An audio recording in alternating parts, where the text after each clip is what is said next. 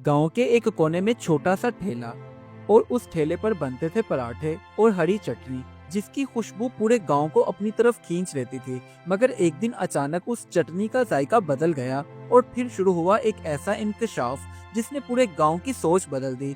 आखिर चटनी में कौन सी चीज शामिल हो रही थी? पराठे वाला आखिर किस हकीकत को छुपा रहा था? और वो ठेला गांव की सबसे बड़ी बहस क्यों बन गया? इन सब सवालों के जवाब जानने के लिए कहानी को मुकम्मल देखें।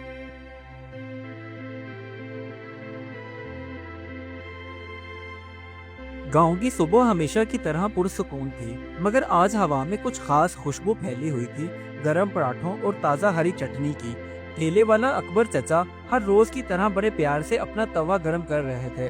पूरे गांव में उनकी चटनी का जायका मशहूर था। लोग कहते थे कि उनके हाथ में कोई जादू है।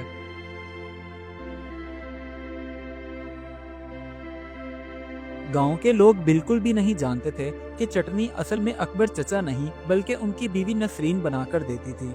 वो सिल बट्टे पर हाथ से चटनी पीसती थी और शायद उसी हाथ की मेहनत में वो जायका छुपा था जिसे गांव आज तक भूला नहीं था।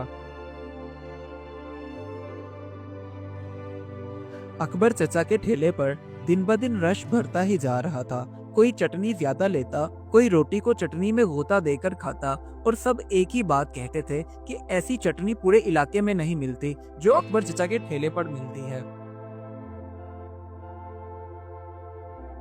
एक दिन शाम के वक्त अकबर चचा के ठेले पर एक बूढ़ा आदमी पराठे के साथ चटनी खा रहा था कि अचानक भवें चढ़ाकर बोला, अकबर, आज जायका कुछ बदला हुआ है। ये वो चटनी नहीं है। पहले तो बात हंसी में उड़ा दी गई, मगर अगले दिन गांव के और लोगों ने भी इसी शक को जाहिर किया। लोगों की ये बातें सुनकर अकबर चचा के माथे पर पसीना आ गया, क्योंकि उनकी बीवी नसरीन बीमार थी और आज चटनी अकबर चचा ने खुद बनाई थी। मगर वो ये बात सबको बताना नहीं चाहते थे, क्योंकि उन्हें लगता था कि अगर मैं लोगों को बताऊंगा तो वो मेरे ठेले पर आना कम कर देंगे। हर जगह कामयाब चीज के पीछे कोई ना कोई दुश्मन जरूर होता है।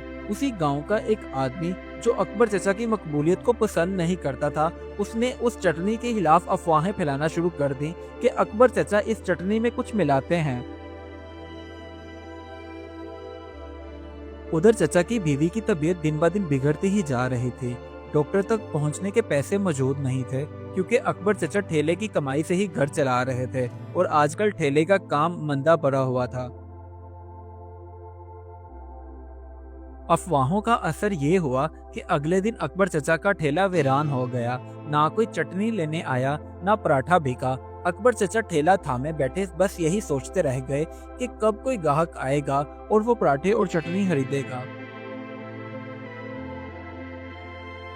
अब आयशा ने अकबर चचा से पूछा, अब्बू, क्या कल हम ठेला लगाएंगे? ये सवाल अकबर चचा के दिल पर चोट बनकर लगा, क्योंकि कमाई का यही जरिया था और वो दिन ब दिन बंद होता जा रहा था।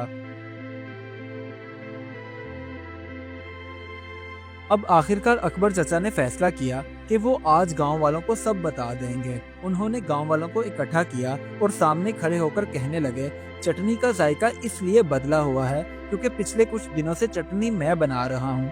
पहले मेरी बीवी नसरीन बनाती थी, अब उसकी तबीयत ठीक नहीं है और कारोबार बहुत मंदा चल रहा है, जिसकी वजह से मैं उसका इलाज नहीं करवा पा रहा। अकबर चचा की ये बात सुनकर पूरा गांव शर्मिंदा हो गया। सबको एहसास हुआ कि उन्होंने अफवाहों पर यकीन करके ना हक अकबर चचा की मेहनत की बेकदरी की है। अब उसके लिए कुछ ना कुछ करना होगा। बस फिर गांव के समझदार लोगों ने मिलकर फैसला किया कि अब वो नसरीन की दवा और ठेले की मदद सब मिलकर करेंगे। उनके लिए ये रोजी सिर्फ काम नहीं बल्कि जिंदगी थी। इसी तरह कुछ दिन गुजर जाने के बाद नसरीन सेहतयाब हो गई और उसने दोबारा हरी चटनी बनाना शुरू कर दी। सिल बट्टे पर पिसती हुई चटनी में जैसे मोहब्बत वापस आ गई हो।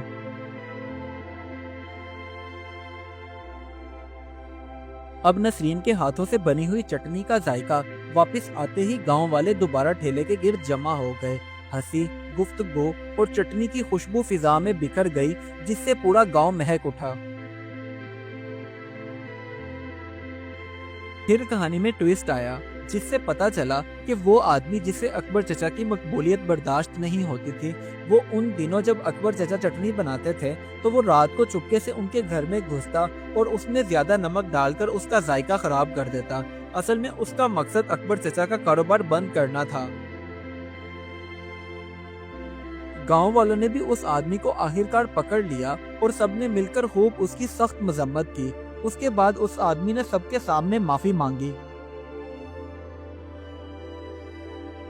وہ دن اور آج کا دن، اکبر چچا اور اس کی بیوی نسرین کی عزت اب گاؤں میں پہلے سے بھی بڑھ گئی۔ لوگ اب جان چکے تھے کہ اصل عظمت محنت میں ہے، نہ کہ افواہوں پر یقین کر کے محنتی انسان کی بے قدری کی جائے۔